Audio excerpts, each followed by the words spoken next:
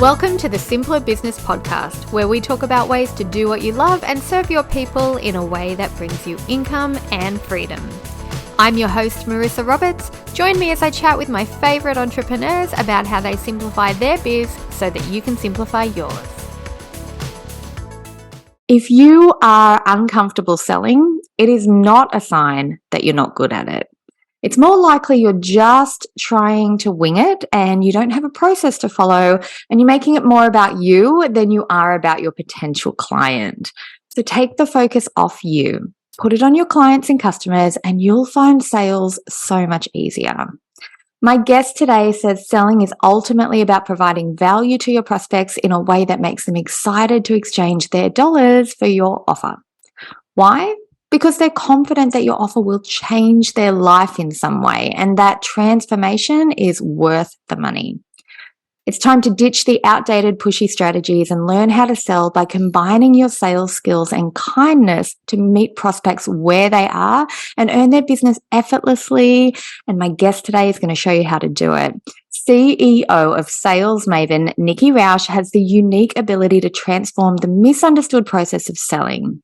With 25 plus years of selling experience, entrepreneurs and small business owners now hire Nikki to show them how to sell successfully and authentically. Nikki has written 3 books. They are all available on Amazon, and she also has a podcast called Sales Maven, which you can find on your favorite podcast platform. Welcome, Nikki. I am so excited that you're here today. Thank you so much. I'm so excited to get to spend this time with you.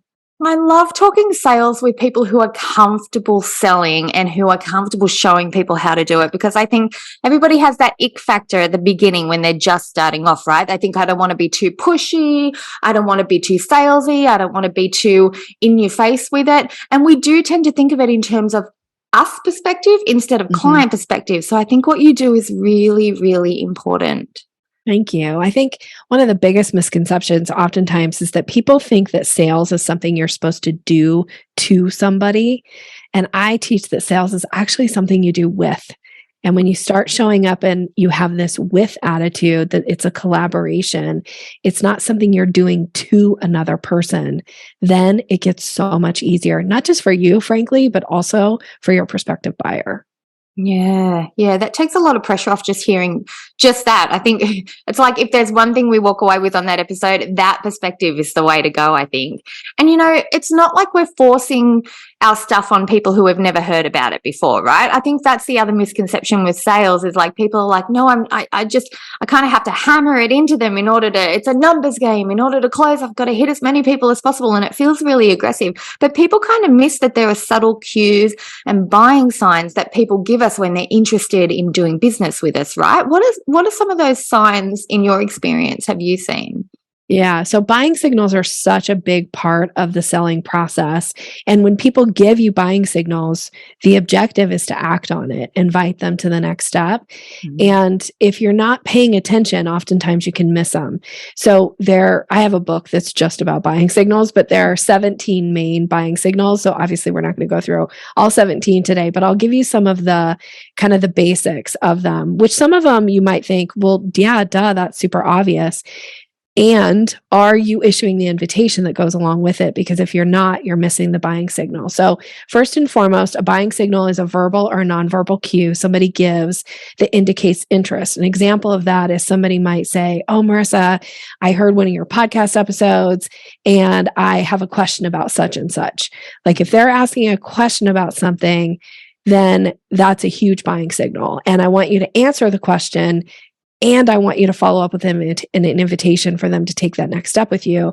So if you say, yes, I absolutely have a program around that. And, this is what it's about. And then I want you to say something simple like, is that something you'd like to get signed up for? Because if you don't put the invitation with the buying signal, they don't know what to do next. It's your job to be the guide and it's your job to make it really easy.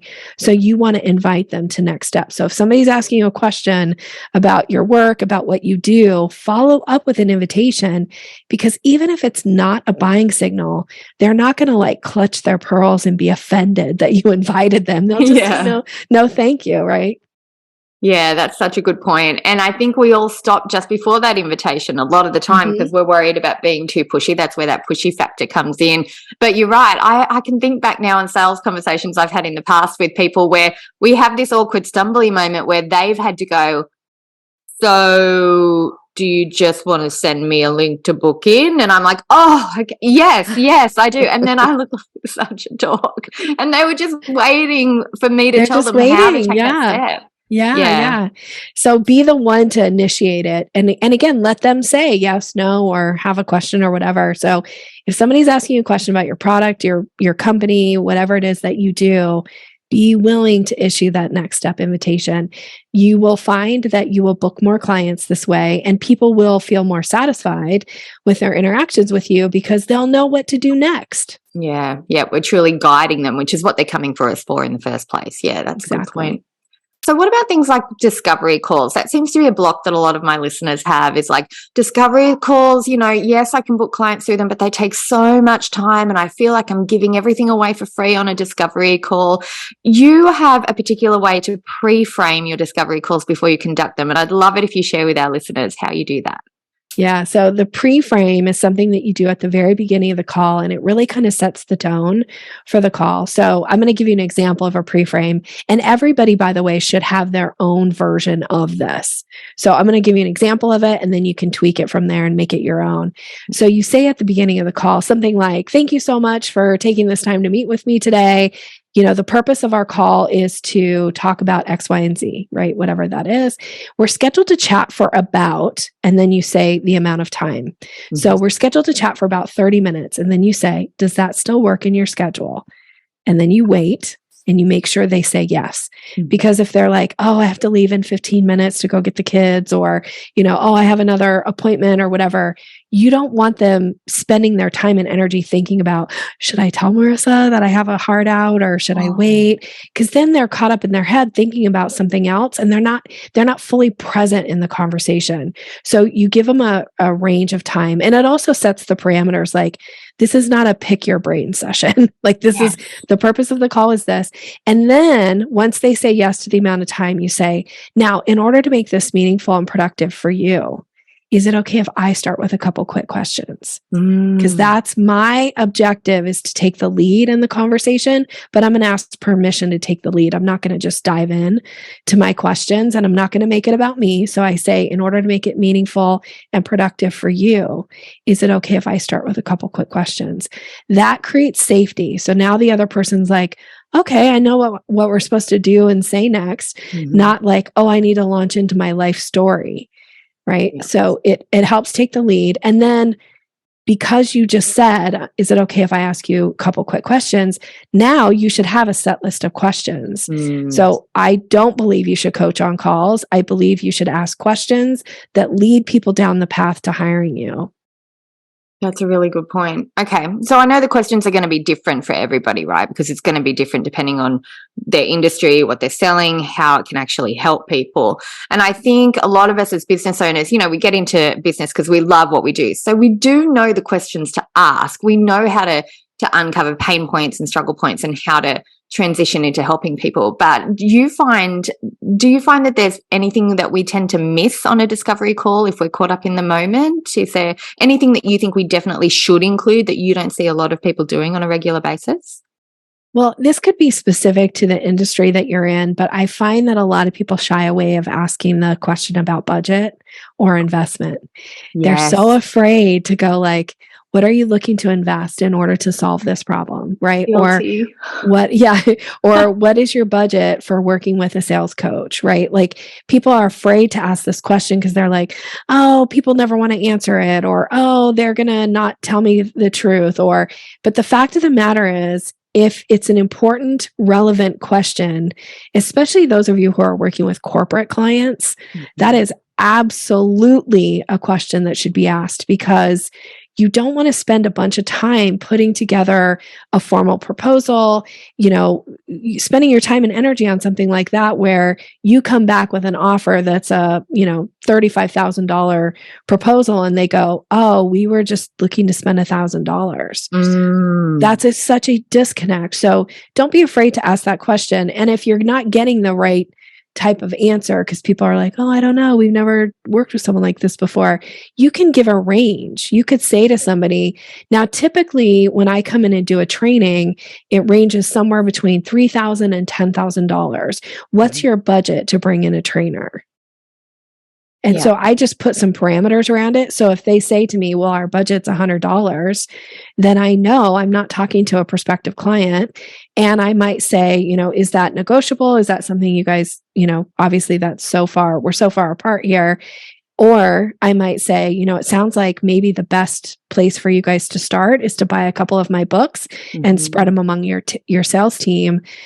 So I'm just really glad that I got to have this conversation with you. You're welcome to reach out to me when you have a budget to bring in a trainer. I'd be happy to work with you. And that is my way of blessing and releasing, because I'm not going to spend a bunch of time and energy on somebody who wants me to deliver something that I'm charging thousands of dollars for, and they want to spend $100 for it, right? Like, that's such a disconnect.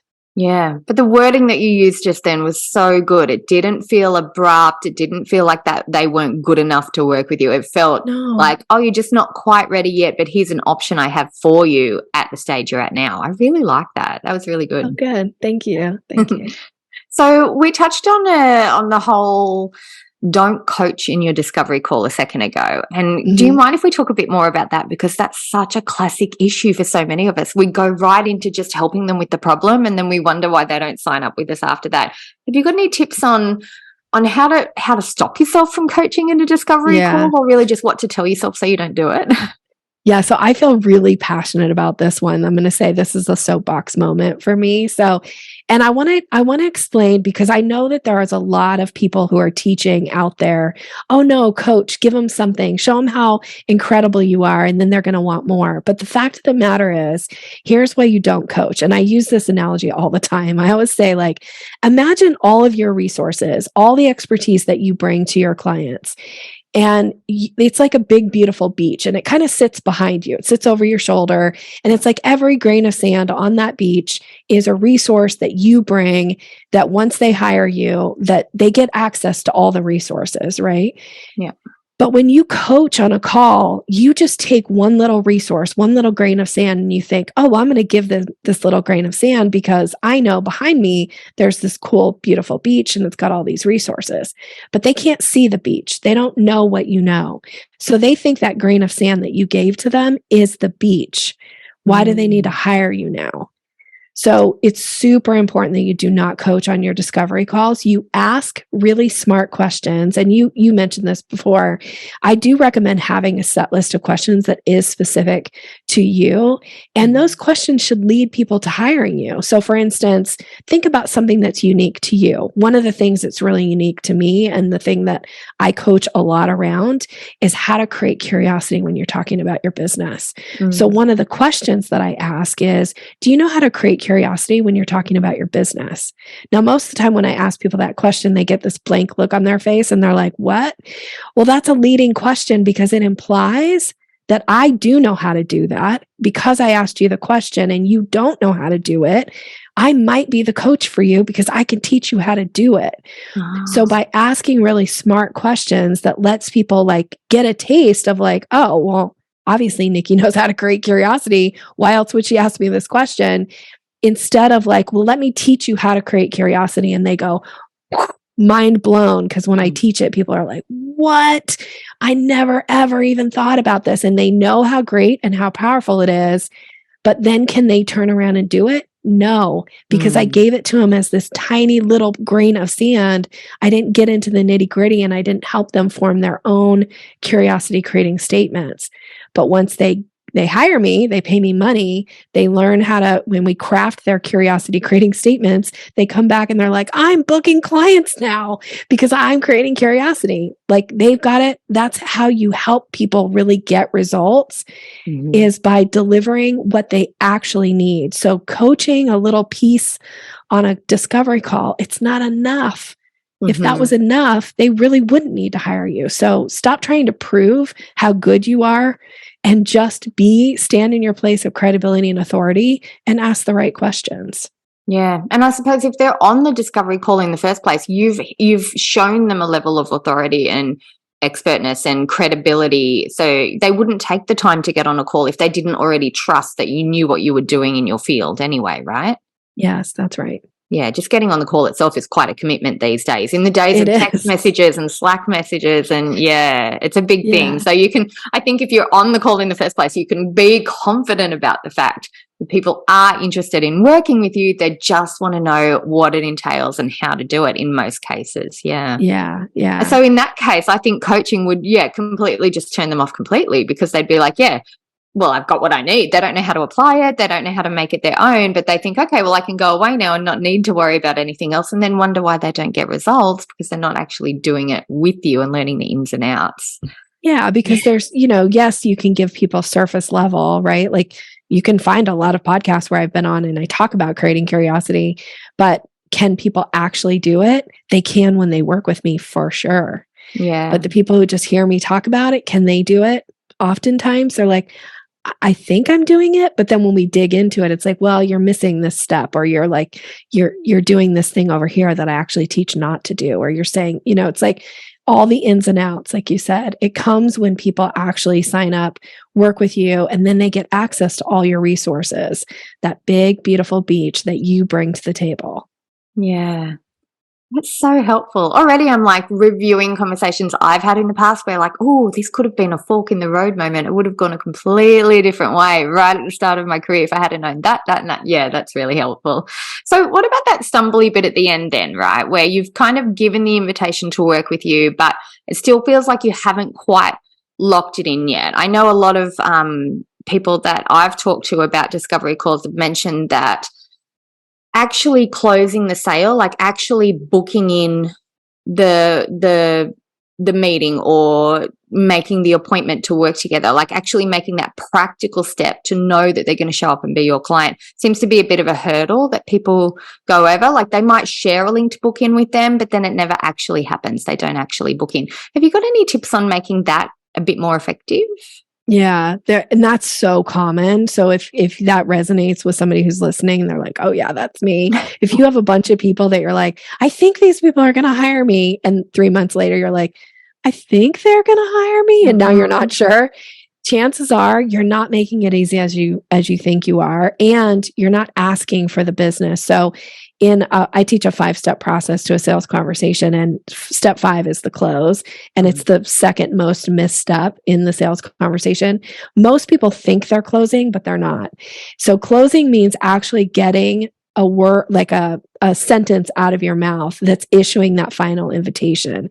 It's saying to them, is this something you'd like to get signed up for? And if they say yes, on that call, you should be ready to sign them up. Because if you say, well, I'm just going to give you this link, just go and do this on your own, what you're actually saying, and I mean this with a lot of love and care, so this is not me shaming anybody, but this is me saying, what you're actually saying to them is, go add me to your to-do list to do something later after the call. And they say most of us die with our to-do list undone.